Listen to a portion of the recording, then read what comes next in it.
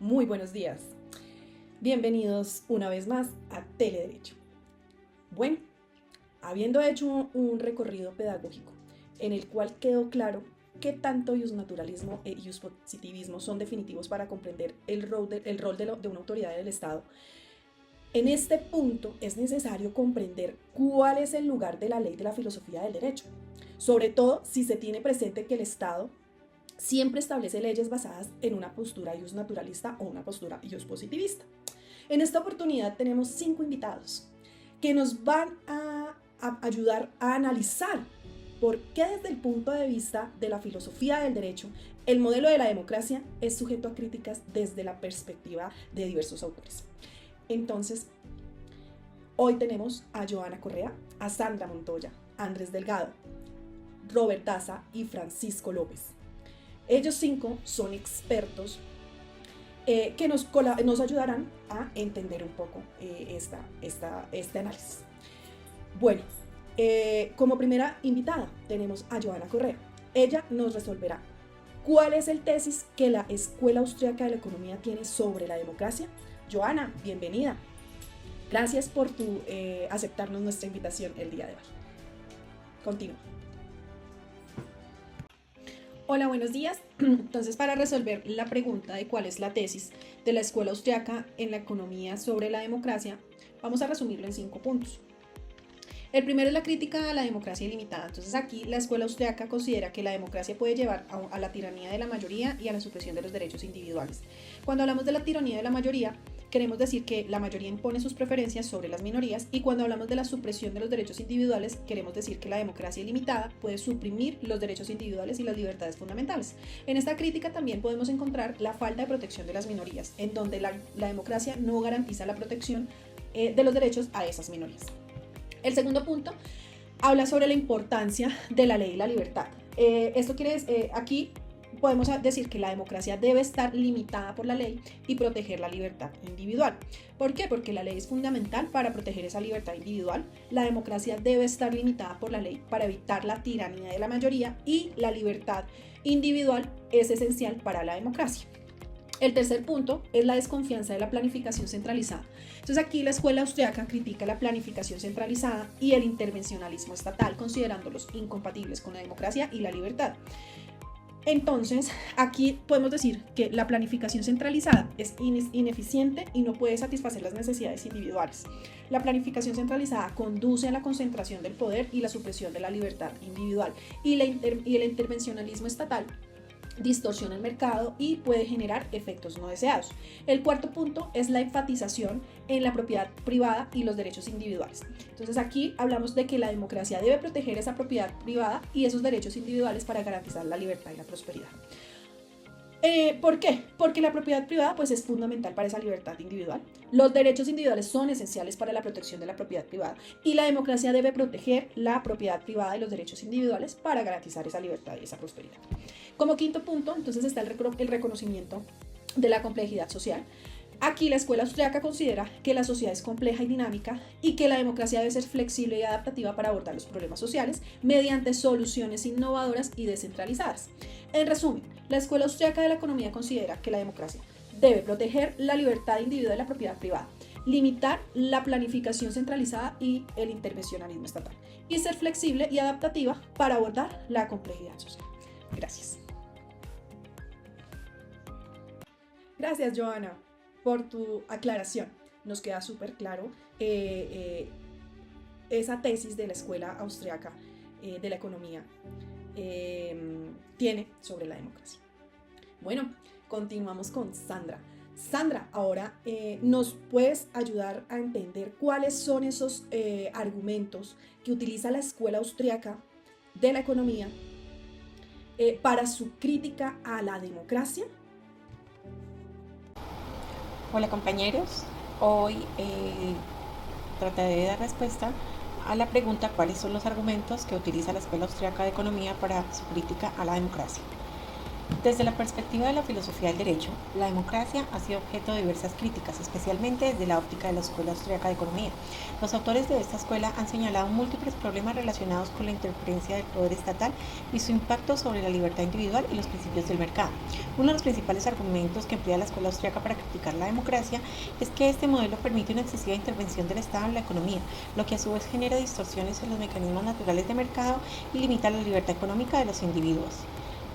Kachanowski, la democracia, al ser un sistema que otorga poder político a la mayoría, corre el riesgo de derivar en lo que Frédéric Bastiat denomina el saqueo legal, es decir, la utilización del poder legislativo para redistribuir la riqueza de manera injusta y arbitraria. Según Bastiat, la ley debería proteger la propiedad privada y las libertades individuales, pero en los sistemas democráticos se utiliza para obtener beneficios por parte de grupos de intereses, lo que va en contra de los principios de la justicia y el derecho. Giovanni Sartori, por su parte, también aborda esta crítica al señalar que en la democracia la ley se puede transformar en un instrumento al servicio de las mayorías, erosionando la verdadera libertad individual. Esta visión es compartida por la Escuela Austríaca de Economía, la cual sostiene que la democracia puede llevar a decisiones colectivas que no necesariamente reflejan la voluntad de todos los individuos, sino más bien la de grupos mayoritarios, lo que puede resultar en una imposición de intereses. Ludwig Lachmann destaca que el intervencionismo estatal en economías democráticas, a menudo justificado por la protección social o económica, va en contra de los principios del libre mercado que promueve la Escuela Austríaca. Este autor sostiene que el intervencionismo es una amenaza para el orden espontáneo del mercado y para la evolución natural de las ideas económicas, que debería basarse en la cooperación múltiple y no en la coerción estatal.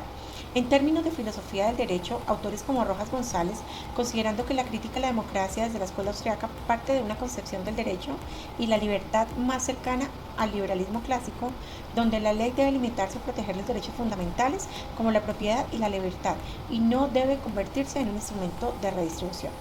En resumen, los principales argumentos de la Escuela Austríaca en economía en su crítica a la democracia incluye excesiva intervención estatal, uso de la ley para el saqueo legal, imposición de decisiones colectivas, peligro del intervencionismo económico.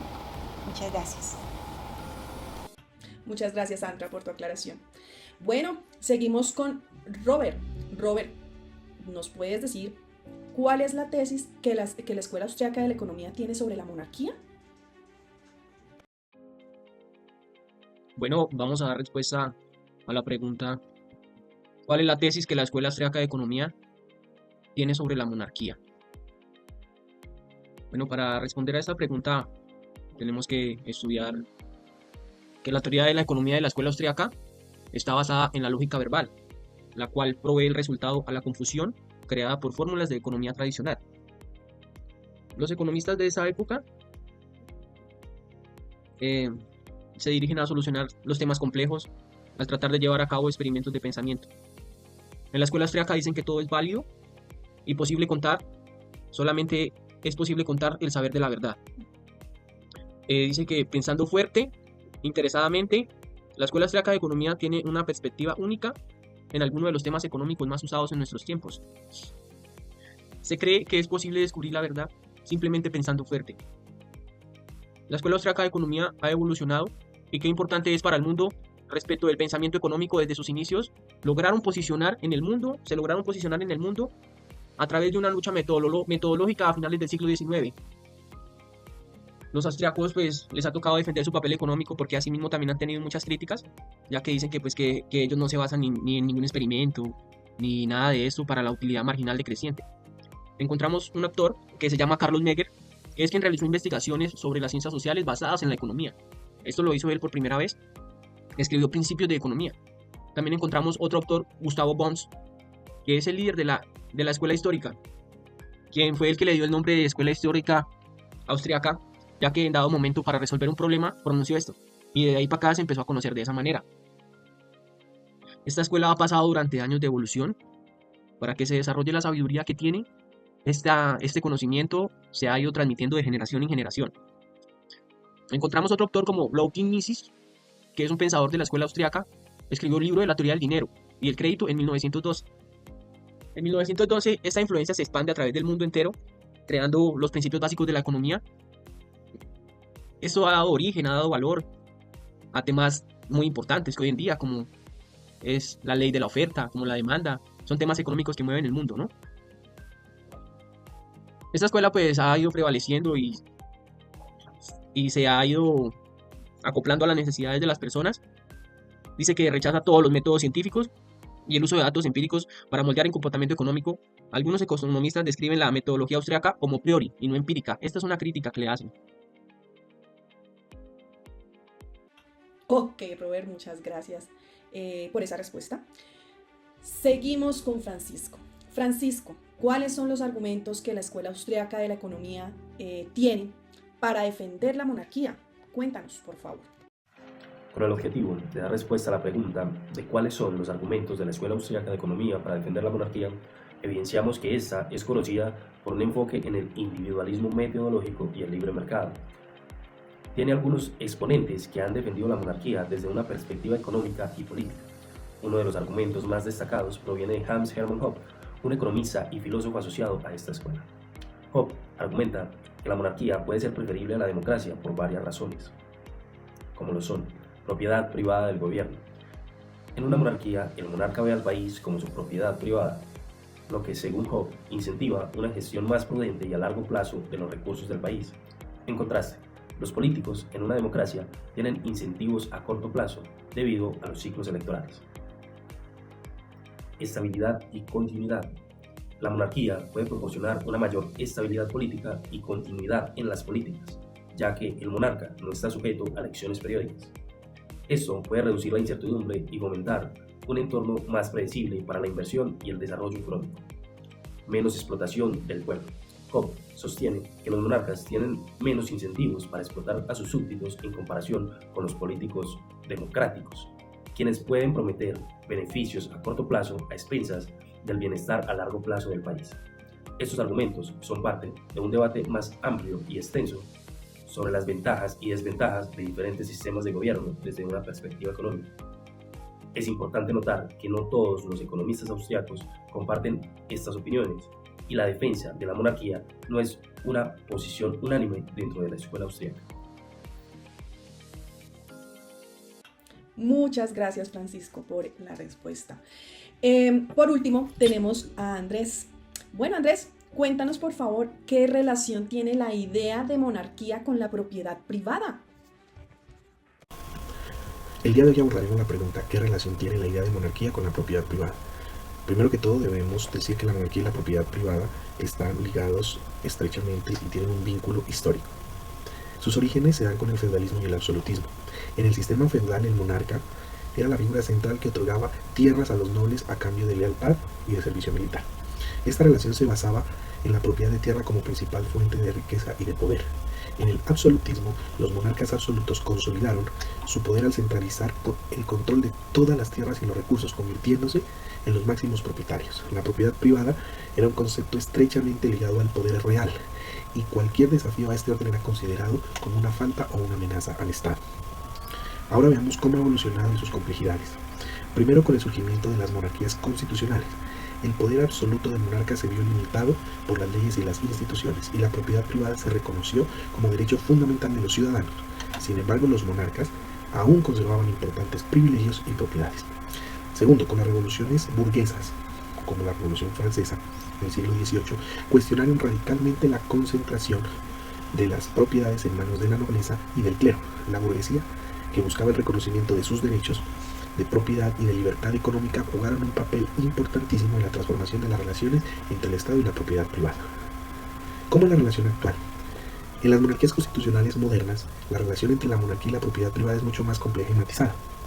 Si bien los monarcas ya no ejercen un control absoluto sobre la propiedad privada, siguen siendo grandes propietarios de tierras y bienes. Además, la monarquía a menudo desempeña un papel importante en la protección de la institución de la propiedad privada. Como conclusión, en resumen, podemos decir que estos dos conceptos han estado históricamente entrelazados. La monarquía ha sido tanto un instrumento para consolidar la propiedad como un objetivo de las luchas por la redistribución de la riqueza. En la actualidad, la relación entre ambas es más compleja y depende de cada sistema político en específico. Gracias, Andrés.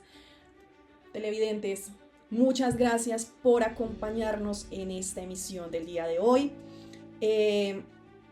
Esto ha sido todo. Esperamos que estas respuestas nos hayan ayudado a aclarar un poco más esa perspectiva del modelo de la democracia desde la filosofía del derecho. Que tengan un excelente día.